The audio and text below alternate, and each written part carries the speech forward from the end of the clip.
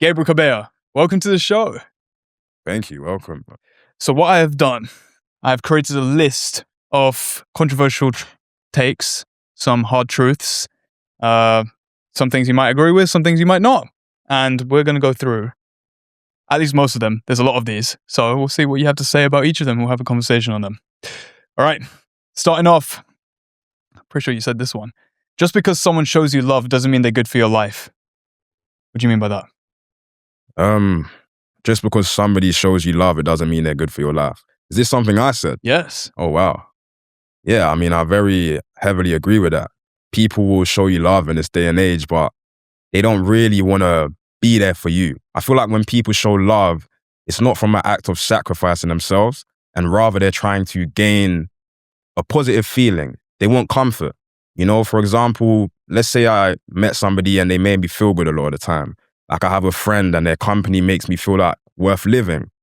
If they suddenly start creating distance, I'm going to try to pull them in. I'm going to show them more respect. I might even go out of my way to offer to do things for them just so they can be around me. So is that really showing that they want to be there for my life? When I'm at my darkest moments, are they going to support me? Or do they just want me at my brightest moments so they can feel good? Do you understand what I'm saying? Yeah, I get what you're saying. Yeah. You know, Jordan Peterson has the great line about what makes a good friend. And a good friend is someone you see how they react when you tell them good news and how they react when you tell them bad news. And if you tell them good news and they react in a way where it's like, oh, no, you didn't deserve that. And like, oh, these are the reasons why you shouldn't have gone that thing. These are the things why you're stupid and you're arrogant and wrong. It's probably not a good friend. And also, it's someone who gives you accolades for the things that you achieve, but also prevents you from doing something destructive. That's something that... Yeah, I would agree with that. The people that prevent you from doing things that are bad are great friends to have around. And not a lot of people are like that. Like, as I said, I don't really know about love. Love is a weird one, man. You know, I'm 19. I haven't had many successful relationships. But what I've learned is that people only want you around when you actually provide something. And that's normal in my eyes, right? Like, somebody has to be valuable, you know? I'm not going to go and talk to someone just for the sake of it. You know, this unconditional love thing, I don't believe in it in the way that people think it's around when they get into relationships. You know, most of the time, people are just trying to find a way to have someone in their life. So I had somebody actually ask, they sent me a DM, it was about the podcast, and they said, why do you think a lot of people struggle with relationships and lust? Because people have built a fantasy idea of what love is. You know, they see these shows and this acting. It's not a real display of love. For me, love is when you commit to that person no matter what they're giving to you. It doesn't matter if they're providing you value. It doesn't matter if they're making you feel comfortable. If it's true love, no matter what that person does, you're going to be there for them. No matter if that person's in a wheelchair, they can't speak, they're blind. There's nothing they can provide to you anymore apart from presence. Even if that presence doesn't feel like a lot, the only moment it becomes love is when you actually commit to doing things for them regardless of the feeling they give you. But yeah, man. Don't you think that can become destructive in a sense? It can lead down to people staying in relationships which are entirely destructive for them, ruin their character, ruin their life, takes up a lot of mental space. But given that definition, if you truly love someone, then you should still love them regardless of what they do. So say they are in a toxic, destructive relationship, then what should someone do? If they're in a toxic, destructive relationship, I feel like they need to create more worth for themselves. Some people feel like they're not better off without others. They feel like they need people around them to get a sense of themselves. And I agree. You know, for a long period of my life, I was around people that fed a bad version of me. So to give a bit about my story, when I was in year 7, I ended up getting bullied a lot. Let me take a sip of water, 'cause I'm about to go in on this one, man. Yeah. You got bullied a lot, there's no way. Believe it or not. So, year 7, I was a very small kid, skinny, 4'11", you know? And I used to have a very big personality. I couldn't stop making noise. I couldn't stop trying to be the class clown just because my body had the urges to. I don't know why. That's how I was. I was that annoying guy that would pester you. I would shout things in your ear. You know, if I heard a phrase from a show, I'd repeat it a million times out loud. So I'm in class doing all these things. And to be quite frank, I believe I was like that without any guidance because my father wasn't around to teach me how to have composure when it's necessary, you know? And so I'd be in this class behaving silly and people would hate it. They'd shout at me, you know, and they would group up on me and eventually it turned into physical bullying. So I was in the staircase one time going down the stairs. Like, people always used to tell me, shut up in class. I'd just laugh at them, right? They didn't think it was a big deal. And I'm coming from primary school. Like, in primary school, it's all fun and games. Like, all of that violent stuff. Like, I think I got punched in the face once because, I don't know, I pushed a guy on the floor and he didn't like it. And I understood that. But in terms of like people grabbing you and bullying you, I didn't think that was a thing. So I'm going down the staircase. 7 guys come up to me. They all come up to me. They say, who's laughing now? They push me onto the wall. They're slapping my head. You know, they're grabbing me by my tie, my blazer. And I was terrified in that moment. You know, my heart was pounding. I thought my life could have been ended. Not really. They weren't going to do that. But that's how intense it felt. And so from that day onwards, I never behaved like that again. I started teaching myself how to be intimidating. I changed my character to be more respected. I spoke with a deeper voice purposefully. You know, I walked with, you know, I tried to make my shoulders look wider. And I started going down the lane of being this gangster type, you know, because I knew people were scared of that. And so I spoke differently. I was a well-spoken young child, but I started using all these slang terminologies, fam, bruv, all of this. And, you know, I started getting the puffer jacket, trying to look like that roadman archetype. And so what happened is it worked. People started respecting me more. They got scared of me. They didn't want to bully me no more. And now I could act silly without someone trying to get on my nerves or push me on a wall. But what changed is that I was no longer me. Every time I went to school, I was wearing a suit and tie, something I picked out of my cupboard and said, you know what, I put it on and this feels nice today. I like the way this suit suits me. You know, like the black suit in Spider-Man. You know, when he got the symbiote and he changed, but he liked it. He was evil, but he liked it. It wasn't him, but he liked the way the world reacted to it. That's how it was. And so for a long time, I built a whole new friendship around people that never knew me, but only the side I built to defend myself from people who never took me in for the way I was. And I made a lot of fake friends. I had a lot of people around me that only liked me when I was acting as this person. I was very violent. I used my violence as a way to gain authority. I was the bully. I'd pick on random people. I'd throw them around, cast them out. And people liked that. They laughed at it. They thought I was cool because of it. And so the friends I had for years, I was entertaining the characteristics that they liked, you know, and that's when I realized people don't always respect you for who they are, for who you are, but they respect the version of you that makes them feel happy. And that can be damaging. That can conflict with who you truly are. So yeah, man, you know, I became very detached after that, man. I had to do a lot of inner work. I had to try and be myself again. And that's where love truly forms. When you're actually being yourself. When you stop trying to wear a mask to impress people, someone can actually see you for who you truly are. Well, what's your take on love, man? What do you think love looks like? It depends in which place we're talking, self-love or love in a relationship. I do want to add on a couple of things before I go into that. So the authenticity thing, such a big thing. I've gone so deep into trying to understand what it is that makes someone them. What makes you, you? And how do we figure out how to be authentic? And it's a buzzword at this point, like authenticity. It's such a big thing. I think being you is accepting the bad traits that are the dark side of something light that you love about yourself. And I think self-love and authenticity come hand in hand with that. So what I mean by that, it's like you value your charisma, right? But that was bred out of your loneliness or your resilience and your confidence. That was bred out of you being alone, being able to work by yourself in a room, for example. Or like your humor, right? It's bred from not having any sort of joy in your life at home, for example. These are things that you love about yourself, but you're quick to castigate the things that are the dark side of the thing that you love. And I think this goes into your question as well about like, what do you think of love? But yeah, I think that is what makes someone the authentic self. And also, I'm sure you noticed this as well when you started putting on the symbiote. It was like, sure, if people were to say bad things about you, if people were to castigate you, if people were to not accept you as a person, it didn't hurt. It wouldn't hurt because they weren't attacking you, were they? They were attacking this mask that you were portraying, this character that you were portraying. You know, people don't applaud Chris Hemsworth for his acting in Thor. They applaud the character, Thor, that he played. And I think people will applaud the character that you play rather than you, which means that you don't feel the achievements, but you also don't feel the negative outlook that they have on you. So that's something that I just want to add on the authenticity thing.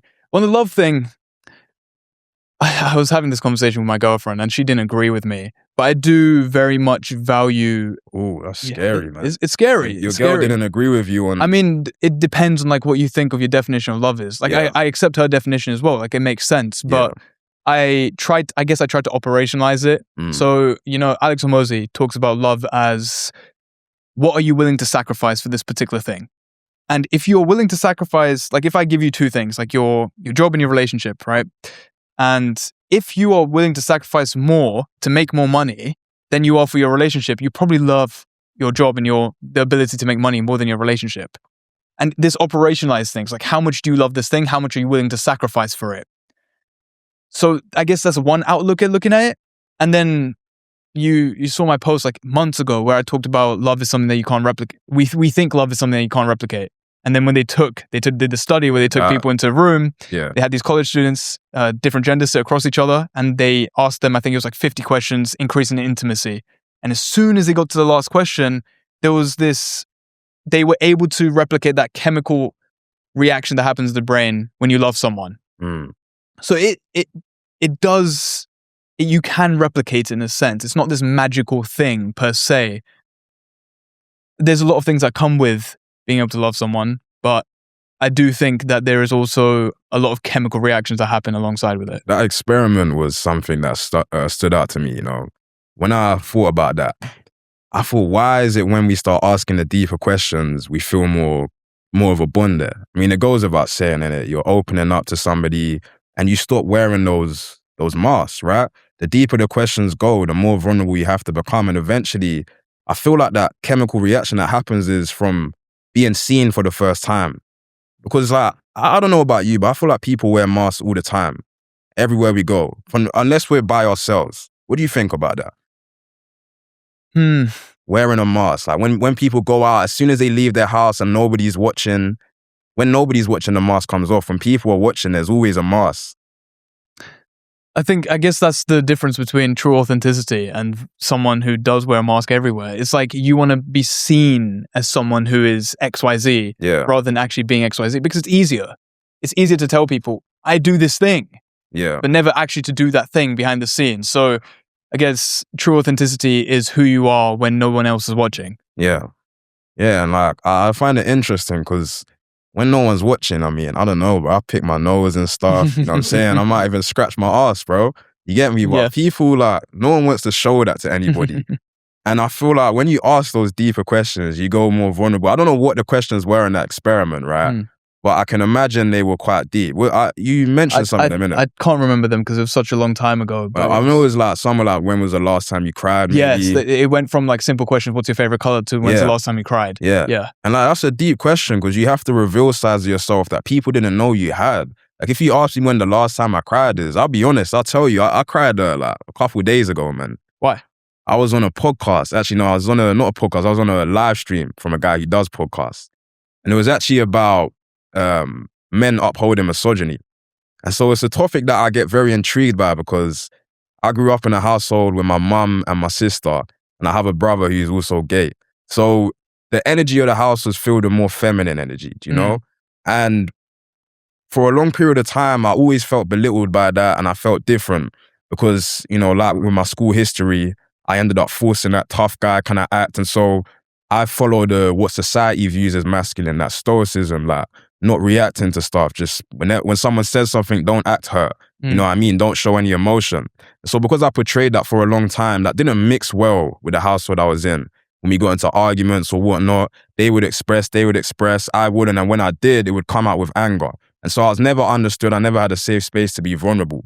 And so I'm on this live speaking to this guy, right? And the topic was about body count. He said, do you think body count is important? And I said, I don't think the number alone matters, but I think there's information attached to the number that matter. And he didn't like that. Neither did the woman in the comments. They have this audience, it's crazy. The audience, like, they dish you, bro. For example, I'll say, oh, I want somebody that's like, that matches my worldview. You know, I want to have the alignment. The woman in the comments, he wants to control them. He wants to figure out what stresses them out so he can control them. This guy's going to grow up to be an abuser. I'm just like, they go crazy. And so, I'm defending this point and he's telling me, oh, but because you're assuming that there's going to be something negative about their body account. That's where it becomes misogyny. And I'm like, no, I'm not assuming. I'm just saying there's information that could be attached that I might dislike. Or I could even like it. If they tell me about their history, they said they enjoyed doing that activity, it was a way for them to express themselves and they're comfortable in those environments, fair enough. No big deal. I said the problem comes when they start saying, oh, maybe if they're honest enough, it was a coping mechanism. You know, I only gave my body out like that because I wanted to experience fun when I was going through a lot of pressure. When I didn't want to take responsibility, I'd just go and hook up with this guy on Hinge or something. Yeah. If I heard that, you know, the red flags would start going off, because I don't want to be with somebody who, I get uncomfortable with people who express themselves through that way. Yes. They didn't like that. They disagreed. And the woman in the comments was just there. They was going off at me. And so what happened is a lady had come up on the live and she basically started off by saying, I'm disappointed in you. From the last time you was on this live, it sounds like you haven't learned anything. I would have thought better of you. And I was just like, wow. Like, I thought we're here to have a conversation. Like, I'm trying to explore this topic. I'm trying to learn more about it. So yeah, I got shut down, man. It hurt my feelings and it opened up that old wound of being in my house and feeling like my feelings got shut down in general. And so what happened is she said that, and when I went to respond to her, I said, I just want to start off by saying, I don't care about your opinion of me. You know what I mean? Because I was hurt. I said it. I said, I don't care if you're disappointed in me. I don't care if you think I haven't grown, you know? And then before I could address her point, you know, the host jumped in. He's like, whoa. Like, you can't say that. I think she's valid in saying that she's disappointed in you. Okay. I think she has a good reason to say that. He's like, oh, like, if she's watching the way you're speaking and it sounds like you haven't learned much, I think it's fine that she says she's disappointed. And I said, that's not fair. Like, you know, I done a lot of work. I come on these lives for a reason. I talk, I keep it respectful, you know? Like, if I didn't care, if I didn't grow from this topic, I wouldn't be back trying to learn even more, trying to hear new perspectives. And so I find it, you know, disrespectful that she's creating this moral authority over me without even addressing my point logically. And he just said, oh, whatever. And then he let up another woman to the live. And guess what she does? She said, okay, so they didn't even let the previous woman that said she was disappointed respond to my point, right? Okay. They let this new woman up and she says, the way you spoke to her was vile. You was just crashing out. Bear in mind, the only thing I said was, I don't care about your opinion of me. I don't care if you're disappointed in me. She said, you was crashing out. Your tone was disgusting and you're misogynistic. Just because it was a woman, that's why you were speaking like that. And I tried to cut her off. I said, hold on, wait, it's got nothing. I'm talking. And I thought, and then everyone else is just condoning this. They're all fine with this. I'm just like, yo. And when they're in the chat, they're like, W guest.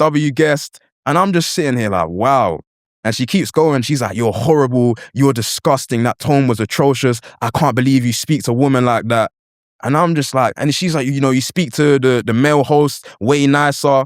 And I'm like, he hasn't said anything like that to me.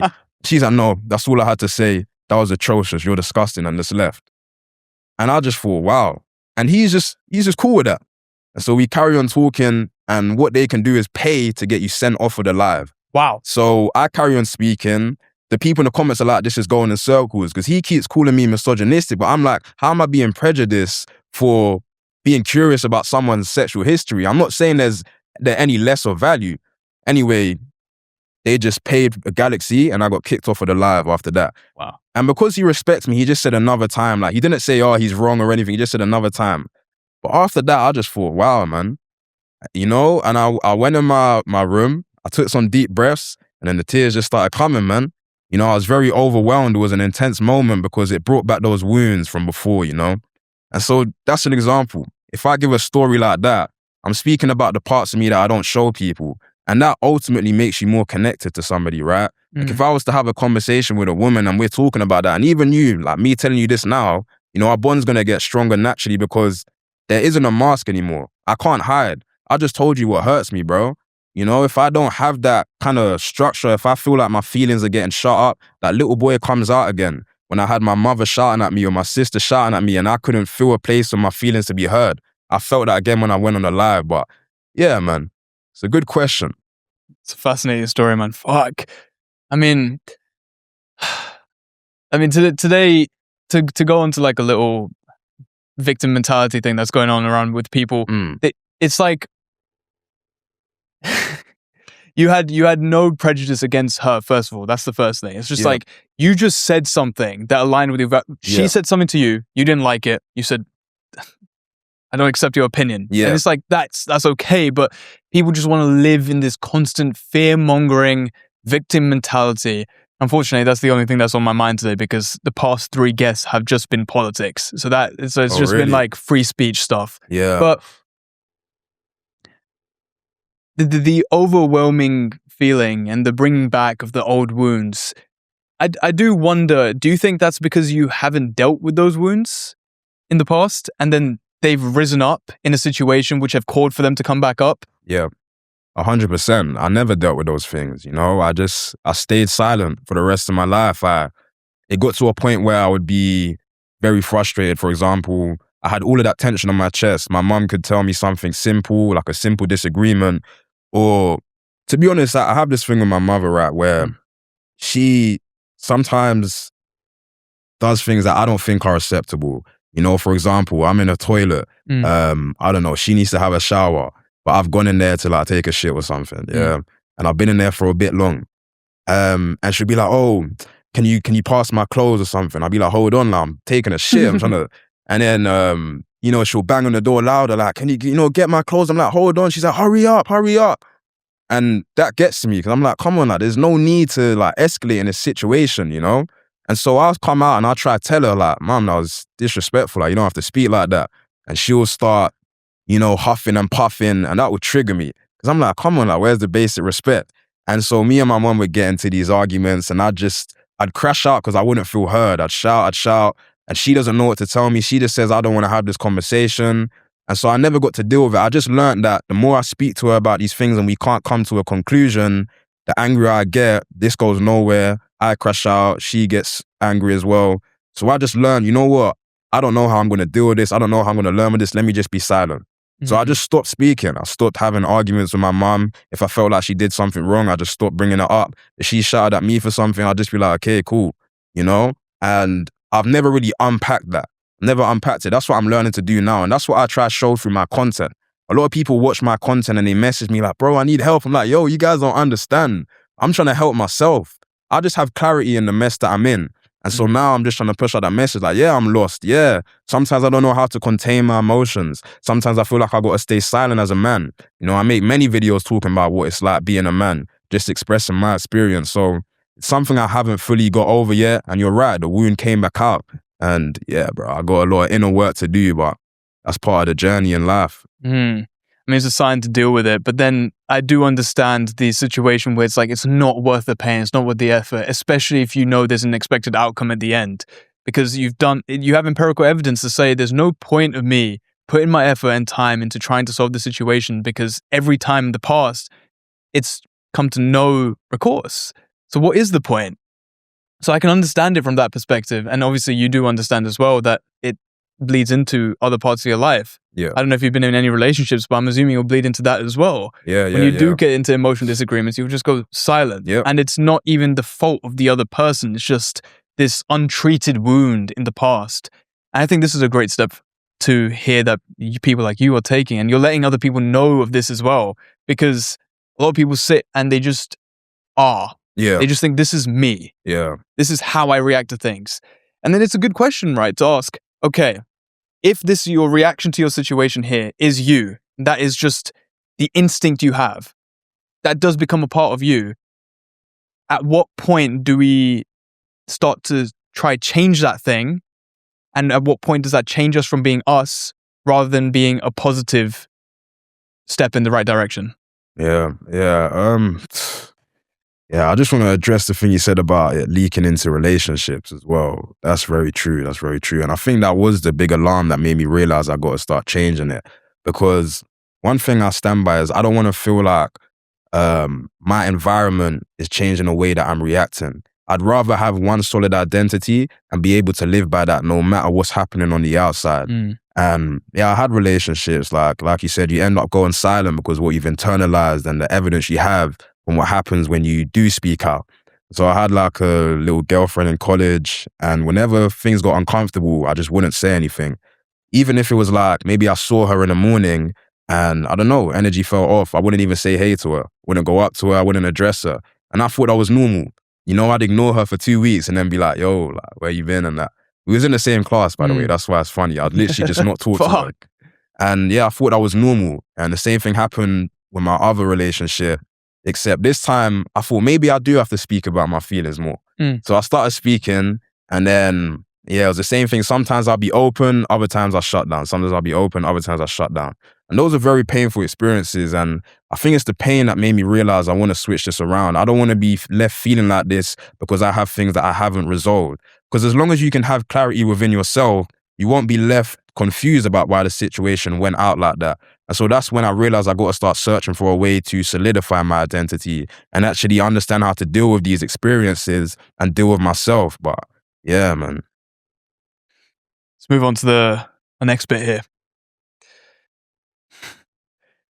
It's a nice lead off. If you're struggling with women, it's probably your personality. Do you agree? That's a weird question.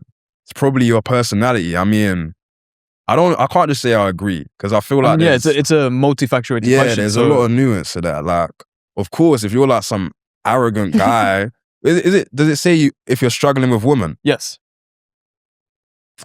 I mean, that question, it's hard to say that makes sense, really. What do you mean? Because your personality can't be the reason it can be a part of the reason. It's a yes and no, because you can be an arrogant guy who's just a dickhead and women will still come to you. Do you know what I'm saying? But in the same sense, I guess that is your personality on top of that. Like, you can be arrogant and get women. You can be arrogant and not get women because maybe there's something about your charisma that they don't like. So it's a good question to ask. Why do you think that people who are arrogant get women? Yeah. I feel like it's that if they're able to... it's a tricky one, man, because people are... They're wired in certain ways. Like, their trauma can make them attracted to certain things. I think there's a person for everybody. So that's why I say, like, personality might stop you from getting an abundance. I think there's social norms, and if you live within those social norms, it's going to be a lot easier for people who have the personalities that are praised in those social norms to have an abundance of women. But I still feel like there's a person for everybody, no matter how you are. Even if you have terrible impulse control, your emotional regulation sucks, there's somebody else who thinks they can save you, so that's why they're with you. And it goes back to the first thing about, just because someone loves you doesn't mean they're good for you, right? Yeah. Because we see that. We have these, sometimes I see a lot of women, they try and get with a guy who's toxic and tells them that, like, I had a friend in secondary school. Okay. And he would say to his girlfriend, before they got together, you don't want to be with me, I will make you cry. I will make you cry. Like, I'm not a nice guy. I'm not going to be nice to you. And she say, no, you are. And so she spent her whole time trying to save this guy. And he would make her cry. He did everything he said he would. And she still stayed with him because she thought there was a love inside to him that she could fully bring out. And so it's like, is that his personality? Is that her personality? There's a person for a person. Like, I think the question remains true I think your personality matters only if you're following those social norms of what people think is cool and charismatic. Because you'll get an abundance of women. But overall, you don't need to have a specific personality in order to gain a woman. What do you think? I think I'm going to look at this from more of an evolutionary biology lens, because that is probably, it's just the way that I would look at these sort of things. Well, personality plays a big part into it, especially for long-term relationships. So there will be a difference, and there's a pretty noticeable difference between how women and men react to short-term relationships versus long-term. At least in long-term relationships, women prefer kinder men. It just makes sense, because you wouldn't want someone who's they prefer the arrogancy and the confidence more in short-term relationships, because there are certain... I'm not sure how to put it. It's just the confidence, the arrogancy comes with confidence. I think they come hand in hand, and the confidence is what attracts them, per se. It's like someone who can protect me. And they are more inclined to worry about those things or be attracted to those things if they're looking for short-term mating. Yeah. But in long-term mating, they're more worried about kind men, because is he going to leave me? Is he going to provide me resources? What about when times get hard? Is he still going to be here? And those things matter more when it comes to long-term mating, from an evolutionary lens, that is. Yeah. I mean, I'm sure social context changes these things, but at least that's the way I would look at it in terms of how much personality really affects it. So, yeah, in terms of that, if you want to have a long relationship with someone who genuinely loves you, you probably need to not be a dickhead. Yeah, I agree. But I don't know, man. Nowadays, there's a lot of relationships that last, even when one partner's being, a bit of a dickhead. And like, things are changing. Like, I agree with your stance for the majority. I think that's like more of a generalized statement, right? That you want someone that's going to be kind long term, but it doesn't mean it's a necessity for things to last long term, right? And that's why I say the question, like, I can't give it a yes or a no. Yeah. You know what I mean? Like, would you think there's one solid answer? Like, personality is the reason why you're struggling with women? I don't think there's one solid answer to anything. I think everything has nuance. The sword cuts both ways. Yeah. There's no solutions, only trade-offs. Yeah. So you always have to lose something, especially when you're trying to gain something. I do want to ask, because you said there is someone for everyone. Do you think the one exists? No. Why'd you say that? There's no such thing as the one. There is no soulmate. Like, I feel like this soulmate idea, it reminds me of the stories about religion. I don't want to get controversial. I don't want to say that God's made up or anything. I don't think God's made up. I think it's an observation and we have our ways of demonstrating that. But having a soulmate is this idea that there's one person for you out there and only one person, right? I mean, what does that even mean? Like, you're going to be tied together for eternity? Like, I don't think there's one person for you because you choose to make something work. And we've demonstrated that from this conversation. I mean, you can be with somebody who's a horrible person and you can still choose to love them. So there is no one person. Realistically, you can choose to love anyone. If you could choose to love a hippo if you want. Do you know what I'm saying? It doesn't matter. So to claim that there's one person for you is just, that's what you've internalized. That's the story that you're going with. Yes. You can choose that. And then maybe you will only be with one person. Maybe when you have a partner and you thought it was the one and, God forbid they die, they lose their life, something happens between you lot, you're just never going to have a partner again. That's your choice. Whereas someone else can get married, love the person, divorce, and have another partner. So the idea of one person for you, I don't believe it. I think it's a fairy tale to make people more comfortable with. I don't even know. I truly, I don't understand that stance. I really don't. This idea that there's one person for you out there, just somewhere, like, where do you even, who's like, and that's where God comes into the equation, right? Because who has the divine authority to tell you that there's only one person for you? And if you claim that there is someone telling you that, mate, then you must think you're the creator or something. Like, how do you come to the conclusion that there's one person? What would you say? Because you're in a relationship, so maybe it's safer you say there's only one person for you. I mean, if we think logically, what are the chances that you are born in the exact place, in the exact time period, in close proximity to the person who's the one for you out of every place in the world that you could have been born and could have existed? The chances of that, incredibly unlikely. Yeah. So I think it's just social context. Like, if we enjoy people's presence, the more that we're around them. Let's put it like that. So the more familiar you become with someone, the more you start enjoying. Yeah. I think they did this study. It's a pretty funny one. When people first join a new job and there was a girl that they found semi-attractive, maybe like they said they rated her like a 5 out of 10. The more that they went into work and the more as time passed by, their attraction for that woman increased. And that's because like it went from like 5 out of 10 to 8 out of 10. But that's because familiarity plays such a big role in how much you enjoy spending time with someone, how attractive you find someone. So no, I don't think the one exists. It's just social context, how much time you spend around that person, how often do you see them? How do they make you feel? Are they attractive? I mean, attraction is the first step through the door. And then familiarity plays a big part as well. Like if you see someone in the gym every single day, and you think they're attractive, you're probably going to go up and try to speak to them. So no, the one doesn't exist. You just end up being attracted to people around you. Yeah.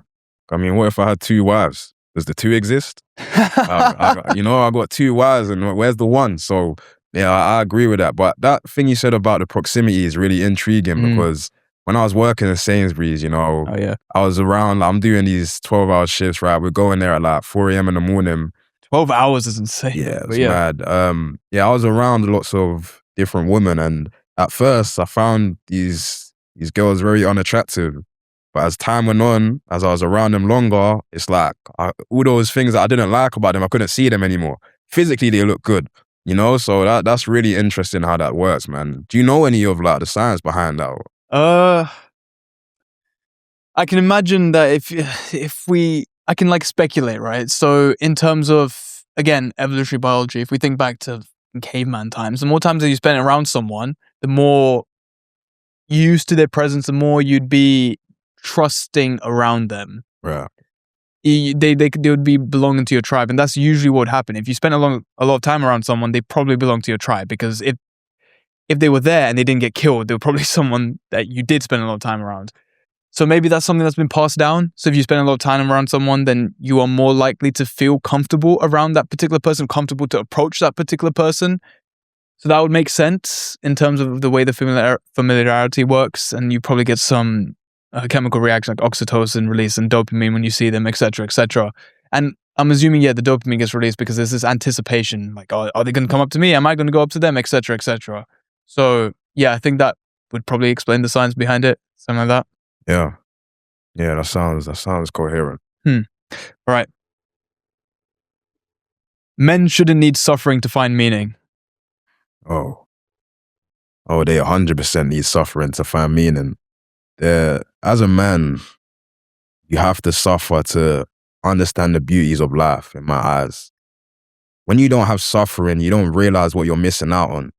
Something I always think about is the children that come from third world countries, you know? And they wake up in this pain and suffering. They have war zones, there's bombs going around. And we wake up in a nice house, you know? We have a roof over our head, we have warmth, we have food that we can go grab from the shop that's just across the road. We don't have to hunt for any food. And people still complain about life, right? Because your system stabilizes based on what's around you.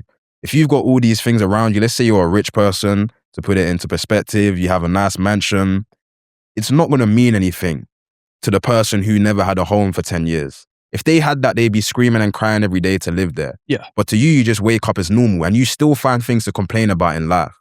So for you to enjoy something, you have to have a level of suffering before you can truly experience the beauty of it. You know, that's why boxing was very important for me. If it wasn't for boxing, my life would have felt a lot more empty back then. I was 17 years old, I was going down the dark path, alcohol, drugs, etc., the whole lot. And when I went to boxing, it reintroduced that suffering that I don't get to choose. The alcohol, the drugs, that was a form of escapism. That was me looking for happiness. But I didn't realize that I had to go through pain to actually appreciate what I already had. The happiness I wanted was already there, but I didn't understand it was there until I felt the imbalance. And so when I went to boxing and, you know, I did the training, I got in the ring, I felt that pain and suffering. That's what truly taught me to be grateful. And you constantly need that reminder because your body always adjusts to what's around. Your nervous system adjusts. Even if you're in a war zone and that's what you live in for a long time, it becomes normal. Yeah. So you need to have something that pulls you out of that. And more times than not, it's going to be uncomfortable. You know, a comfortable situation isn't going to pull you out of what you're already used to. It's an uncomfortable situation that will. So I think the saying goes for everyone, not just men. I don't even like the way that question was phrased because I honestly think in this society, they're trying to make this idea that men are the only ones that go through pain and men are these strong, fearsome warriors. I get it, right? Yeah. I get the history behind it. But the way it's being framed is as if like men have to be these soldiers and warriors. No, women will have to go through the suffering too. Every human needs suffering to understand the beauty in this life. So, yeah. Yeah, I mean, it's a good response. I mean, in terms of whether they need suffering, I will push back to say that sometimes they don't. The reason I say that is, say someone has a family. Their meaning becomes looking after that family. I mean, and you could argue, yeah, sure, there comes a bit of suffering. Like helping your kid grow up. Your kid becomes your purpose, your meaning here. There's not necessarily suffering that's involved with that. It's just you're trying to make them into the best person possible, someone who could be better than you. There's not suffering involved, but there is still meaning and purpose behind it. However, I will say that suffering in itself, you can find meaning in the suffering to play there. And this is some really interesting stuff. You know, Viktor Frankl, he was this guy, as a psychiatrist who was in Auschwitz. And he constantly talks about how you need to find meaning in the suffering. You need to find meaning in the suffering. And he's in Auschwitz, he's with all of his comrades, and they're, if you imagine this, right? Torn clothes, torn striped clothes, like the boy in the striped put on was torn, striped clothes, skin to the bone, haven't eaten, no socks, frostbitten feet, struggling to get food. the places they're sleeping on top of each other in this little small shed, hundreds of men in there, and they're going out every day into the cold to mine.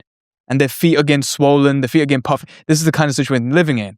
A lot of people will probably just think to themselves, what is the point of this? And they're in this point now where they don't even know when it's going to end. So why live life? And Viktor Frankl's entire idea was, you need to think about what it is that you are suffering for. And his suffering was for his wife, who he didn't know was dead at the time, but he thought she was alive. So he endured the suffering for her.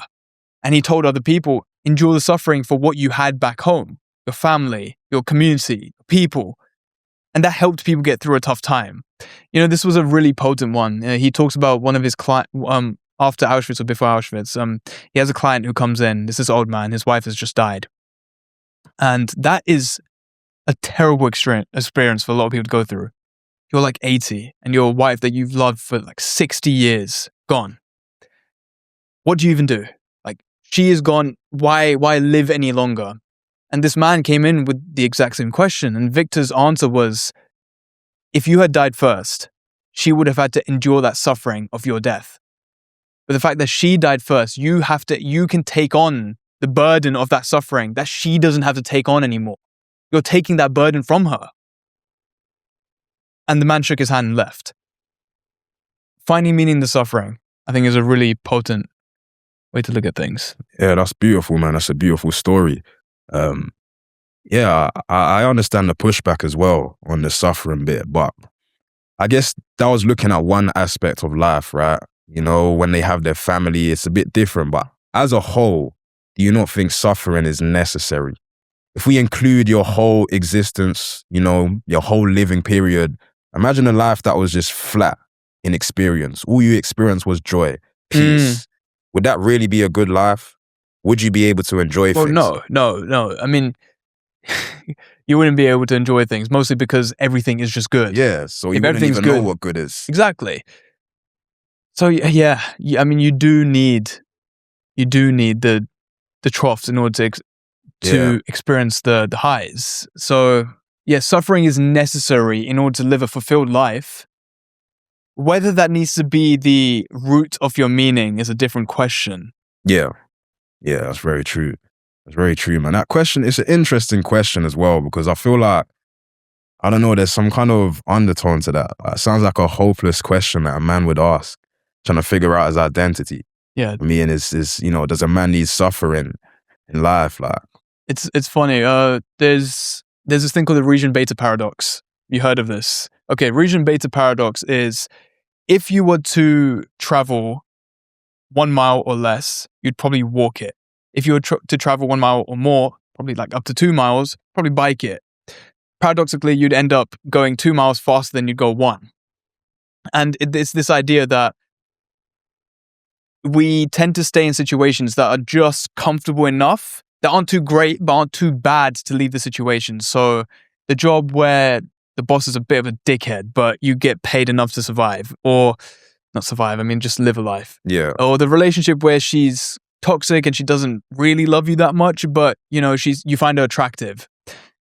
Or the flat that you're staying in, it's got mold in the corner, the wallpaper's peeling off, but it's cheap.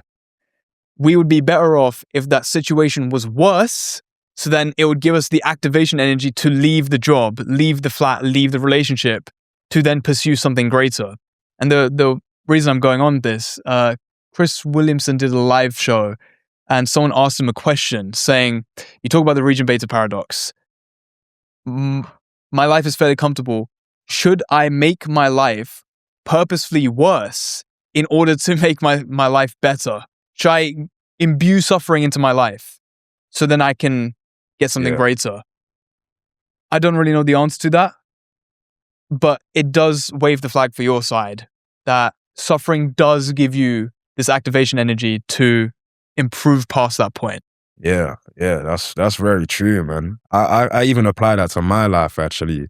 But it's a weird one, with the suffering, and it makes you want to go for more and achieve greater things. Like, I find myself in this weird situation where if I don't go through a moment where I'm spiraling and I lose control, I don't see the point in working at all. So, for example, I have these phases, right, where I work really, really hard. And then all of a sudden, things will be going great with content. I'll be getting views back and forth. The videos are blowing up.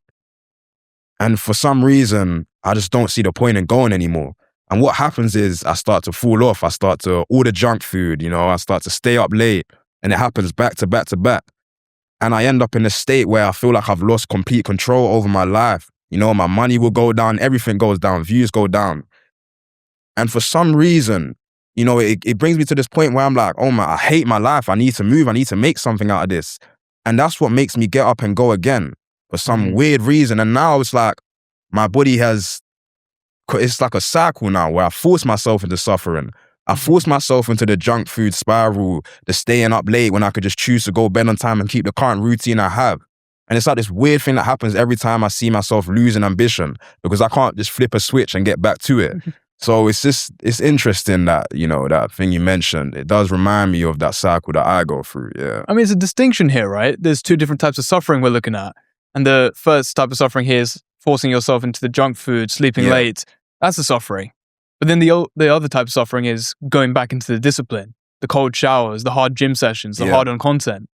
It's two different types of suffering here. So, yeah, it's interesting to make the delineation between the two. These are some big words, man. Did you read a lot of books? I do like reading. Yeah. If you are going to read something, fiction book, Red Rising, fucking awesome. Red Rising. Yeah. Best piece of fiction, greatest piece of fiction I've ever fucking read. So, I'm just saying, I've been more into it than I have been in a movie recently. So, yeah.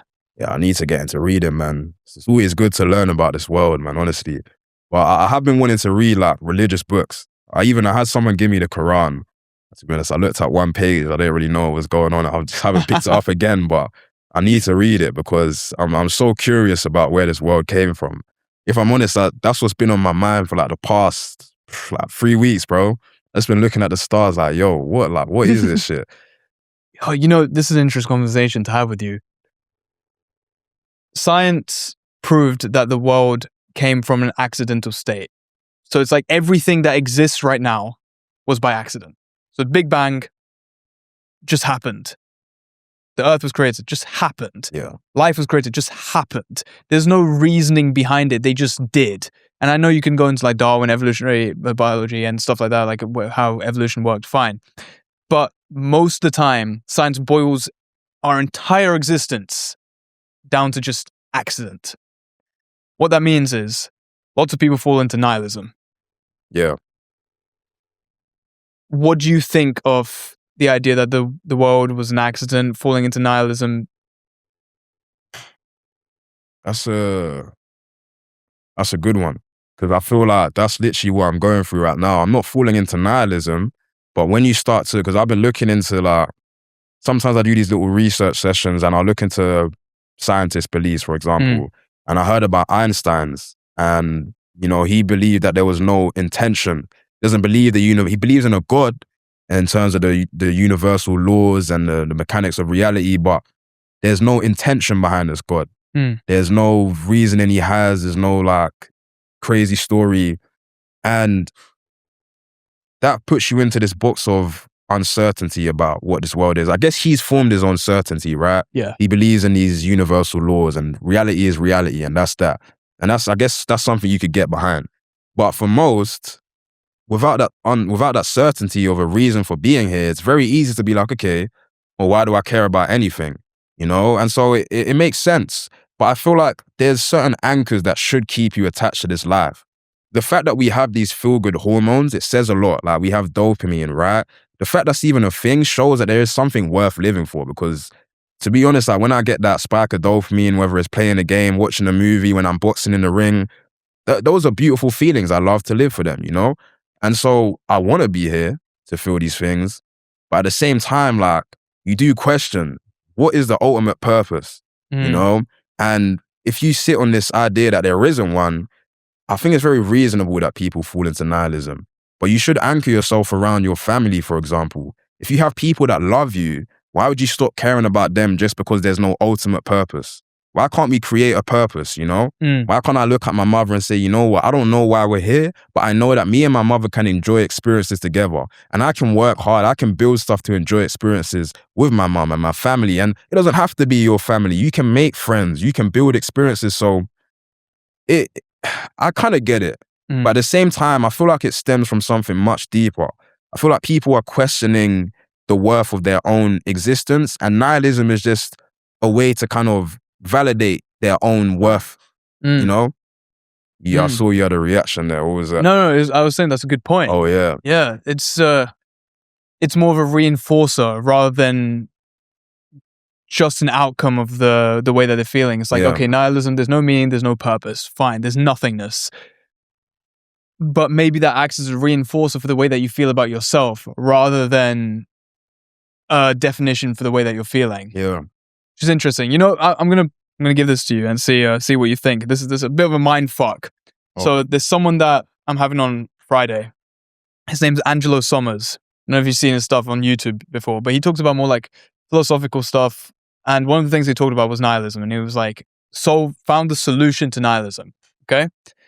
And what he says, there's Nietzsche's idea for solving nihilism is to stare at the abyss of nothingness and to say yes to life anyways. You know this is nothingness, and sure, things may come by accident, but to still say yes to life and still move on from that. On top of it, you have Albert Camus, from the Sisyphus story where he says, imagine Sisyphus happy.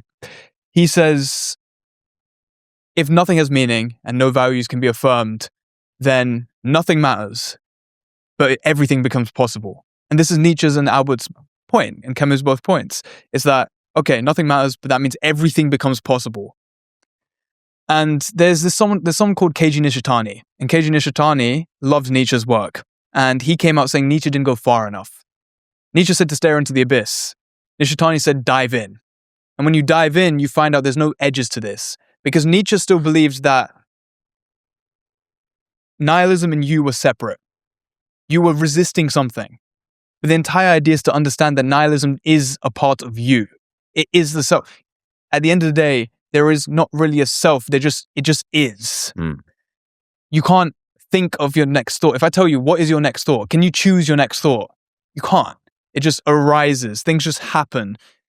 And it's just understanding that our thoughts are us. They're not separate from us. The same way if lightning flashes, we describe as two things, lightning flashing. But that's not how things actually are. It's just a way to simplify it to ourselves. Because the flash is the lightning. Waves moving, they're not two separate things. The movement is what makes the wave. And their entire point was that nihilism is just a part of existence. It just is. You don't exist. You aren't real, but you are reality. It's a bit of a mindfuck because language stops here to try to understand this thing. So there's a paradox.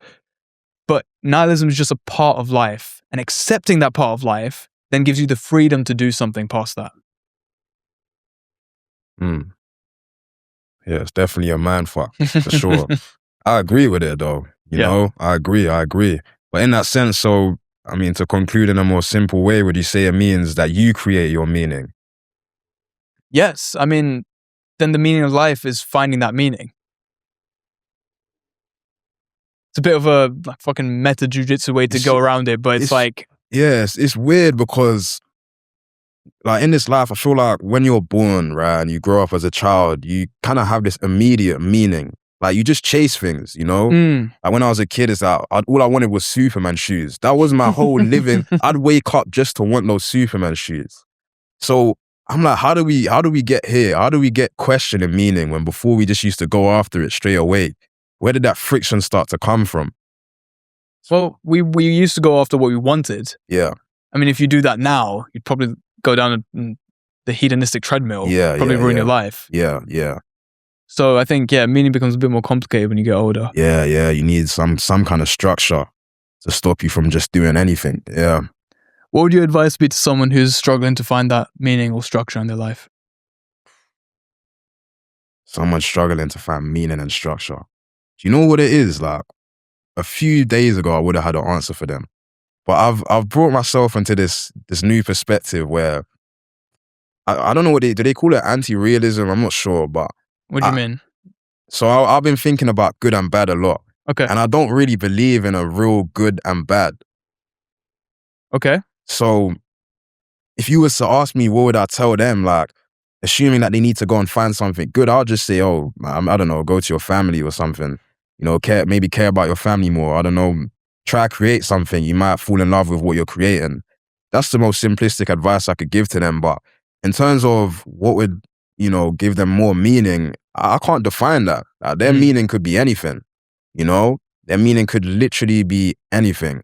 And the reason I mention that good and bad thing is because I can't tell them what's good. I can't even tell them that being around your family is good, you know? Because to some extent, that's like it's a concept. Like, you don't necessarily have to have a family to have a good life, you know?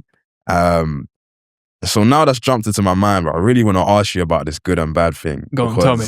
You know, I had someone ask me the other day, he said, oh, the way you look at life is so positive. And I was like, nah, it's not positive. It's just the way I view things. I don't even believe in positive. I think positive is fake. It sounds crazy. Yeah. And so when I dug more into why I was thinking like that, essentially, you know, I think the best way to put it into perspective is, let's take, for example, something like murder, right? You know, we wouldn't want to get packaged up and sent off as food. Like if we was all like, I don't know, born in a farm, right? As the humans we are now. And, you know, we see our family growing old just so they can then butcher them up and send them off as packages. We'd be like, yo, that's crazy. Yeah. You know, there's no way you're doing that's so wrong. But at the same time, like, you know, I don't know if you're a vegan or anything. No vegan, not vegetarian. Are you? No, I'm not. I'm not.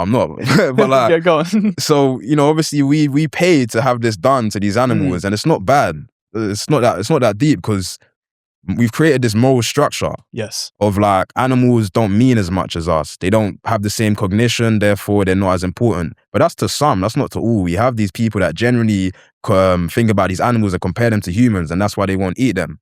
And so in that sense, like, what is bad and good then? If someone can go and butcher up an animal, kill them, and it doesn't mean anything, but to somebody else, that's like, you know, that's killing another life. That's crazy. And then put yourself in those shoes. What if your family got chopped up like that? What if we weren't at the top of the food chain and we was getting harvested like that? We wouldn't enjoy it, but we don't call it bad. It's good for us. Yeah. You know, oh, we need that food. Yeah, let's go hunt and kill the animal. That's good. And so it made me start thinking, what even is good and bad? Is good and bad just what is comfortable to us? You're touching on to a very, very interesting topic, and this is mostly stuck in emotivism. Emotivism is just that we define our morality by the way that we feel, right?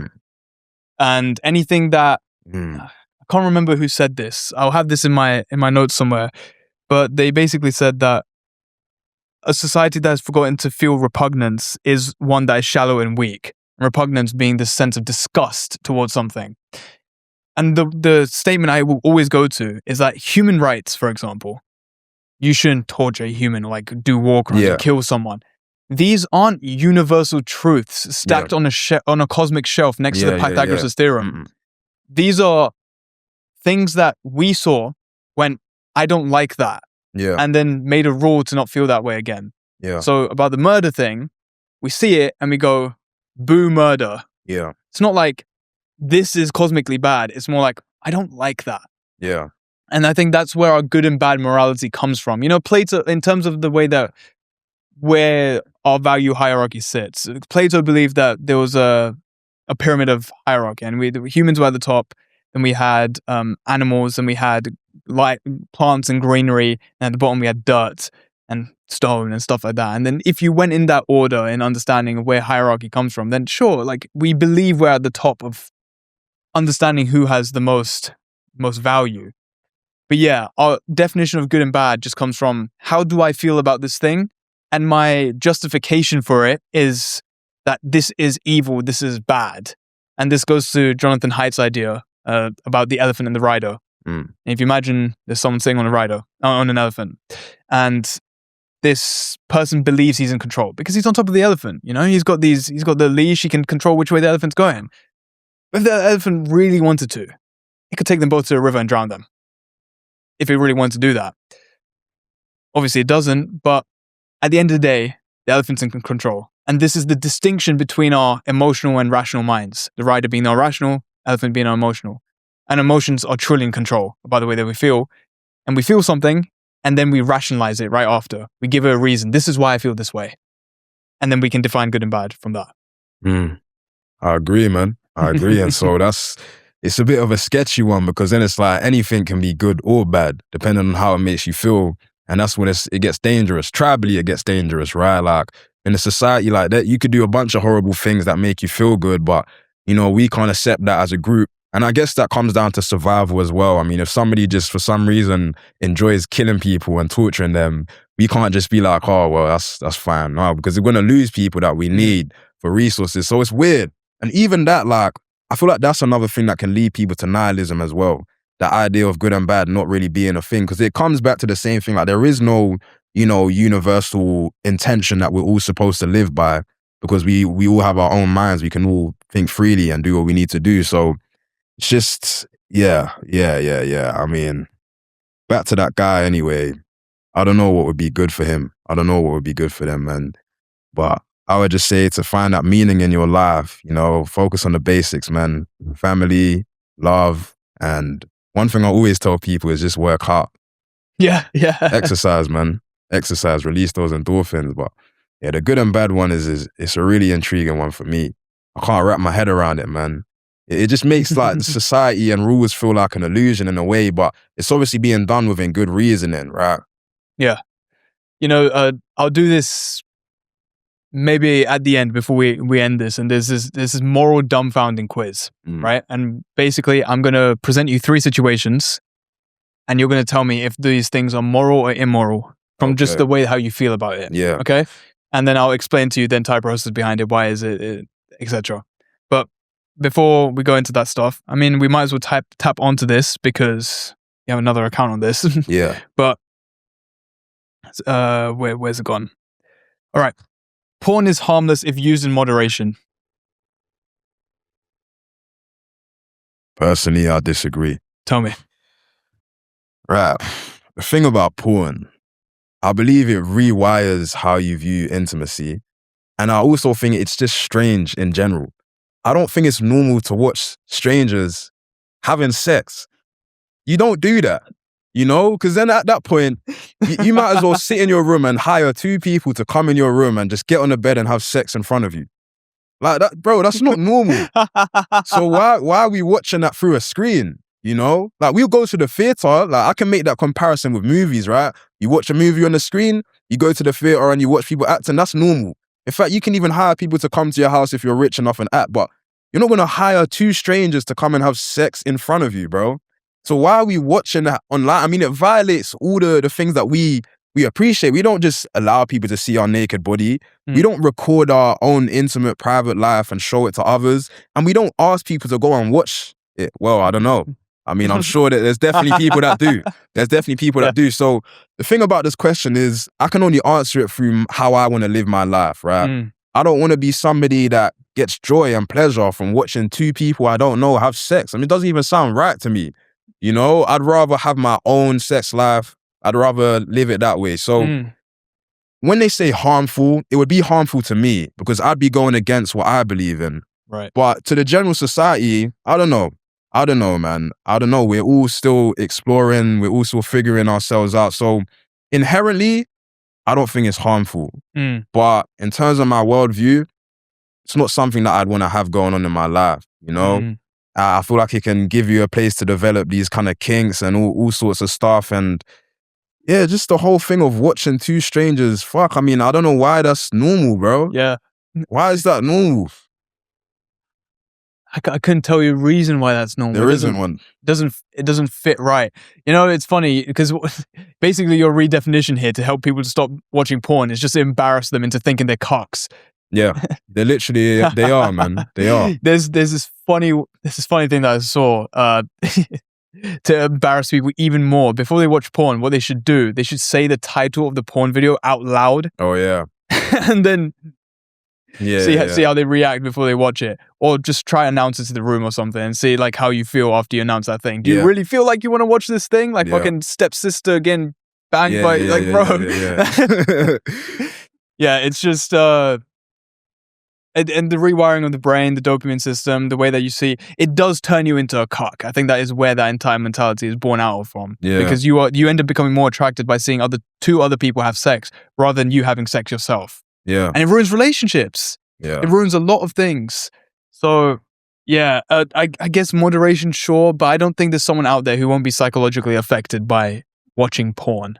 Hey, fuck porn, man. No, I agree, but it's just, after all this talk about good and bad and the moral stuff, it's hard for me to just pinpoint and be like, yeah, this is horrible. Like, I only say, at this point, it's like, I'm just protecting myself and what I want for my life.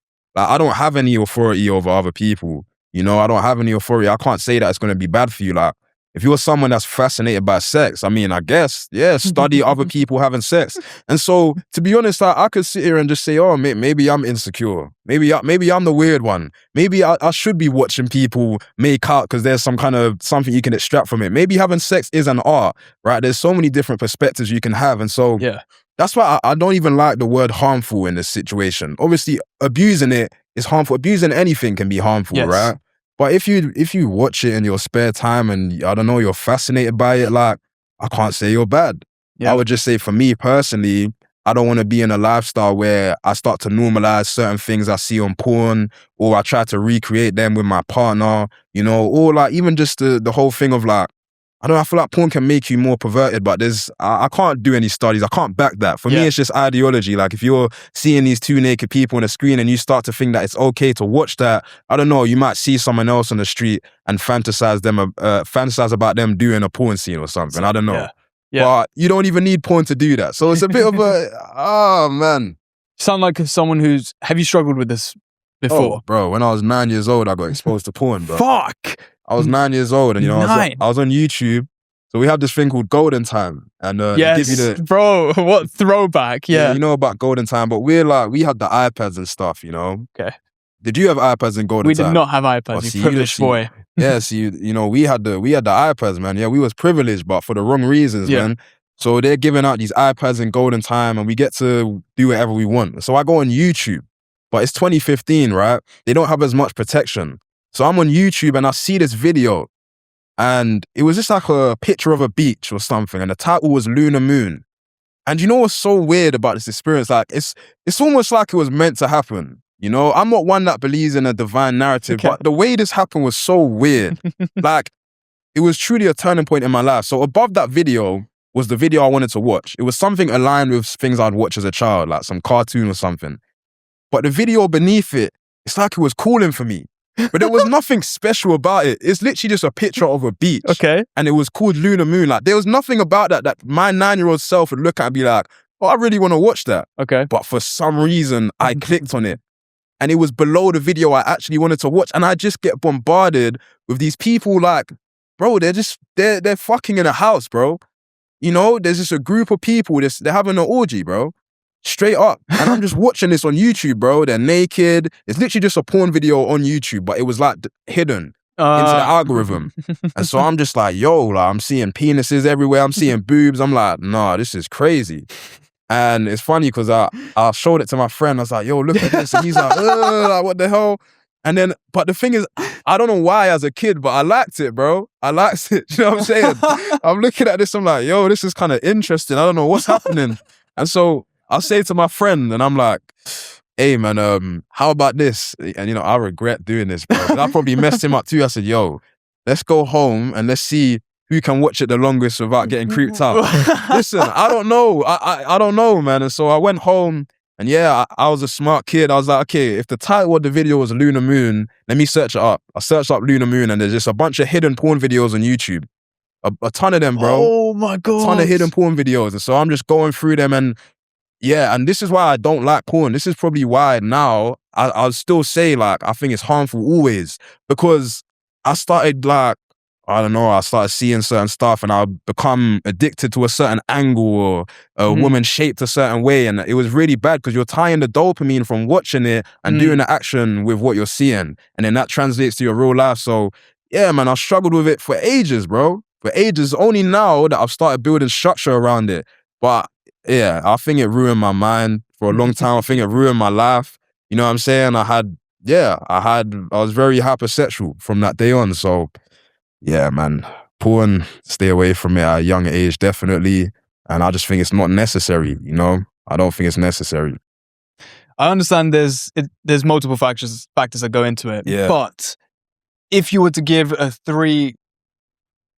quick three things, not to stop watching porn, but if you were to ruin your life with porn, 3 things that you should do to ruin your life with porn, how do you do it? If you wanted to ruin your life with porn. If you want to ruin your life. Like, watch it all day. Number 1, watch it all day. Number 2, think that that's how your intimate moments are going to go. So start acting. Maybe, I don't know, you watch a porn scene and it shows the guy meeting up with a girl, you know, and they go into I don't know if you guys watch porn or I don't know, bro. No, bro. But, you know, like in some of the episodes, they go into the house and they, you know, it's like a plumber or something. I mean, don't start thinking these storylines are going to happen. And number 3, use it as a coping mechanism. Like, if you're using porn as a way to regulate your system, you're going to ruin yourself, because that's all, every time you feel stressed, you're going to result to that. And all that does is just have you sitting there watching people get in action, and you're experiencing the hormones without being in a moment like that yourself, and you're left there alone, lonely, no kind of aftercare or nothing. You know, your life will be ruined, man. So, yeah. Yeah. Basically, do the opposite of those 3 things. Yeah, don't do that, man. Should be fine. Okay, before we end off, I did say that I wanted to do this moral dumbfounding thing with you. Right. There's 3 situations, and I need you to tell me whether you think these are moral or immoral. Okay, they get increasingly vulgar every situation. So I'll give you the first one. A family has a dog, right? This dog is hit by a car outside of their house. They don't want to bury the body or waste the body per se, so they take the body of the dog, take it inside, they cook it, and they eat it for dinner. This is done inside the house. No one else knows about it. No one gets a disease from eating the dog. They just eat the dog and enjoy the dinner. Is this morally wrong? No, I don't think it's morally wrong. Sounds like a cultural thing, to be honest. Yeah, I don't think that's wrong. Okay, we'll move on to the next one. Wait, can I explain a bit? Okay, go on. Because I would have saved myself in it. Like, I personally wouldn't do that, because I guess it depends. If you believe the dog wouldn't have liked that, you know what I'm saying? Mm-hmm. But I don't think it's morally wrong. No, it's calm. Eat your dog, man. It's food. Okay. Next situation. A man goes into the store. Yeah. Buys a raw chicken. It's a dead chicken. It's a raw chicken. Yeah. He takes it back home. He fucks it.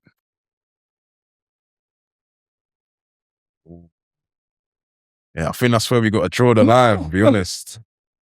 Yeah, you know, we got to draw the line there. And right, this is done in private. No one else knows about it. Just him. Oh. He doesn't get any diseases from it. Is this morally wrong? Disclaimer, I would not fuck a raw chicken, okay? But morally, I don't think it's wrong, man. I don't think it's wrong. I mean, no one's going to know. He doesn't get infected. I mean, the chicken's already dead. Like, he's just a weirdo in private. It's not really morally wrong. You can't get arrested for... Can you get arrested for fucking a dead chicken? No, I don't think you can. Okay. Final one. There's a brother and a sister. You can't put it on YouTube, bro. You can't put this on YouTube. There's a brother and a sister, and they're about 20, college age. They both go on holiday to Spain on the coastline. They're alone. Neither of them have had sex before, so they decide to experiment with each other. They both found each other attractive for a while. So, in private, they both have sex. They enjoy it. No one else knows about it. Just them. Is this morally wrong?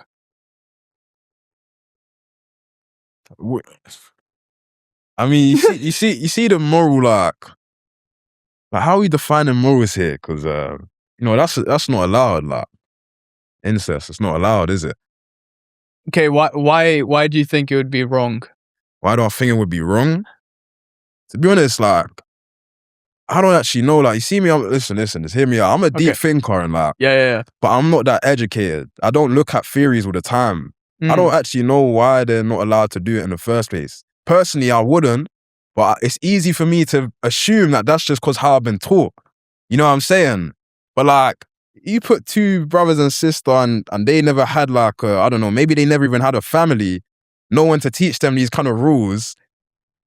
Are they in the wrong for doing that? Like, I don't know, bro. I know I wouldn't do it, but like, I can't call it wrong in the same sense, because why have we actually come to the conclusion that it's bad to fuck your siblings? I know it sounds bad. It sounds bad. You know what I'm saying? It sounds bad. I ain't gonna fuck my siblings. You were telling us just before about clipping things. Oh shit, I'm fucked. But Nah, I'm not gonna. But look. Like, no, seriously though, why have we come to the conclusion? Isn't it like diseases and safety and genetics, you know? Right, so the entire point of this final one is that a lot of people would come to the conclusion like, okay, if you were to get impregnated,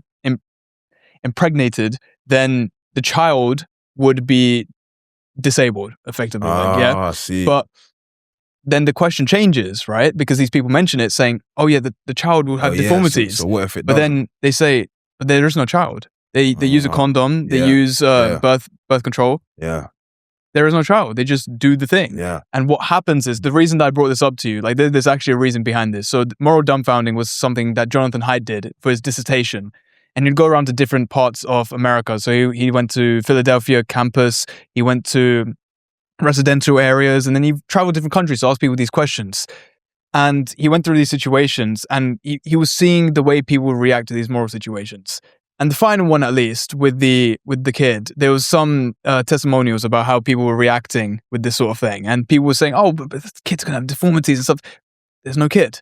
And then they start stuttering. They start losing their ground because they don't know why something is wrong. And this goes back to what I was talking about earlier, the feeling, right? We hear this and we're like, I do not like that. This is horrible. But there's nothing morally wrong about that thing. It's not harming anyone. There's no suffering. Yeah. There's nothing morally wrong. And the reason Jonathan Haidt did this, he went to different areas. So Philadelphia campus, he found out about the man and the chicken and the dog in the family, and even the brother and the sister. These people would say that it's fine. They're doing it in private. They have autonomy. They should do these things. Whereas when he moved to more residential areas, he found that people were less inclined to say that this was morally right.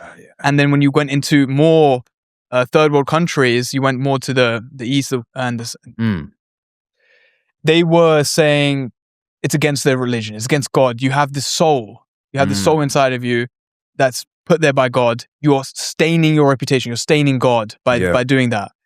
And what they found was that people who were weird, and that's an acronym for wealthy, educated, pretty sure it's either industrialized, something like that, intelligent, rich and democratic. More of these things that they were, the more they were inclined to say that this was due to this person's autonomy. Like, you can do this, you're fine. Yeah. But the less of those things that they were, and the less west you went, then people were more inclined to say this stuff was morally wrong. So yeah, just some interesting stuff about the way that we go around our morals. That's really intriguing. Because you're right. It does make you feel weird when you hear those things, but like, it's to protect our beliefs, like the society we're in. But like you said, when they went to those other areas, some people, they found it normal actually, or understandable. And like, the only reason I'd reject it so heavy is because I know I'm going to come back to a society where that's crazy to do. Yes. Like, my mind can't even, my emotions, they don't let me cross the path to being like, yeah, that's cool. You know, it's like, in a way, it's ignorance, because you don't even want to dive into that, because you already know it's not accepted here. Do you know what I'm saying? And like, I guess it's a way of protecting your worldviews. It's kind of like what religions do in a way as well. You know, they have these set of rules, these set of actions you must follow. And if you shouldn't even question it. Once it's in there, like maybe for Islam, not eating pork, you don't question it. You just don't eat the pork. You know, you don't even try and dive into like, oh, but maybe the pork tastes nice. Maybe you don't even think about that, because you got to uphold what the religion says. So it's intriguing. Because it literally quite shows you how the levels start getting generated.